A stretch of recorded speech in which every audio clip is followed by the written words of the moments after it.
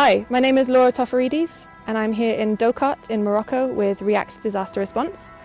We've been here in country for about a week now and we've been doing needs assessments, and so far the number one unmet need that we have is for shelter. We're up in the Atlas Mountains, it's very, very cold here at night, it's quite a harsh environment and people are too scared to live in their houses, understandably, after the earthquake because there might be aftershocks. We've been providing tents like these. We put this one up yesterday, and as they come in from Marrakesh, we're putting up more and more. These will sleep a family inside, and so that means that the family unit can stay together.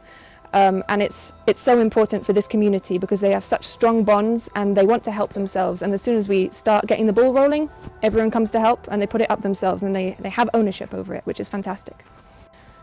This is Hassan and his family with his mother and his sisters and extended family, and he is living in this tent now, and it means that they've been able to move out of their house, which is structurally damaged and is unsafe, so they're living in this tent now.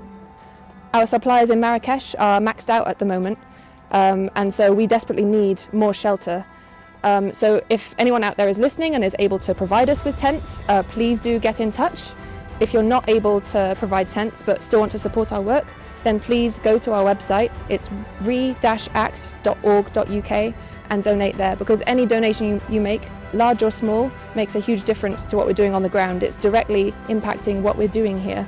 And we have so much community buy-in. We start working and the community rallies around us and they take over. They just need the initial funds in order to pay for the materials, and then, you know, they will carry on. But if you could do anything at all to support our work, I would really appreciate that. Thank you.